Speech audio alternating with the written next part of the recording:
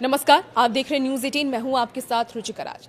देखिए, middle east में युद्ध जारी है और युद्ध का असर पूरी दुनिया पर इस वक्त पड़ रहा है। अब इस युद्ध को लेकर के एक अपडेट ये सामने आ रही है कि खाड़ी देशों से ये अपडेट है, सीज फायर की कोशिशों के बीच एक बार फिर से युद्ध की लपटें तेज हो गई हैं।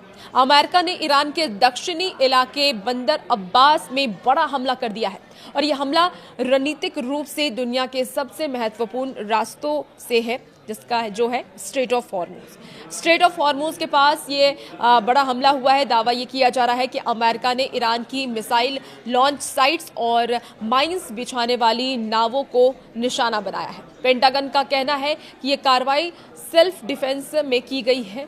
तो आइए जानते हैं कि आखिर हुआ क्या है। और ईरानी मीडिया और अंतर्राष्ट्रीय रिपोर्ट के मुताबिक बंदर अब्बास के पास मौजूद ईरानी सैन्य ठिकानों पर जोरदार धमाके सुने गए हैं।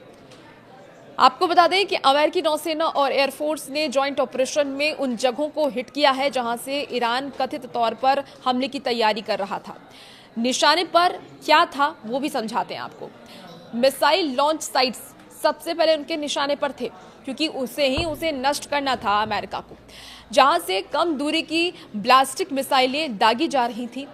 माइंस बिछाने वाली जो नावें हैं वो भी निशाने पर थी।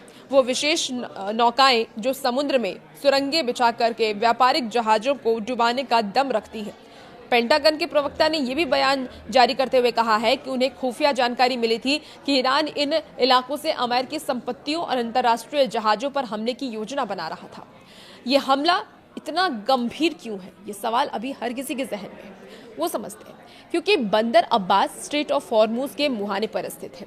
आपको बता दें कि दुनिया का लगभग 20% कच्चा तेल इसी संकरे रास्ते से होकर के गुजरता है और अगर यहाँ युद्ध छिड़ता है तो वैश्विक अर्थव्यवस्था चरमरा सकती है। हैरानी की बात तो ये है कि यह हमला तब हुआ जब मिडिल ईस्ट में सीज फायर यानी कि संघर्ष विराम की बातचीत चल रही थी। एक तरफ शांति की कोशिशें हो रही हैं तो दूसरी तरफ अमेरिका का ये कड़ा प्रहार ये बताता है कि ईरान की बढ़ती सैन्य सक्रियता को अमेरिका अब बर्दाश्त करने के मूड में बिल्कुल भी नहीं है। और इस हमले के बाद ईरान की तरफ से भी तीखी प्रतिक्रिया सामने आई है। तेहरान ने इसे अपनी संप्रभुता का उल्लंघन बताया है। विशेषज्ञों का ये भी मानना है कि ईरान अब प्रॉक्सी वॉर यानी कि अपने समर्थित गुटों के जरिए जवाबी कार्रवाई कर सकता है। लाल सागर से लेकर के ओमान की खाड़ी तक तनाव चरम पर है इस वक्त। तो इसे समझा जाए कि क्या ये एक पूर्ण युद्ध की शुरुआत है या फिर अमेरिका सिर्फ एक कड़ा संदेश देना चाहता था।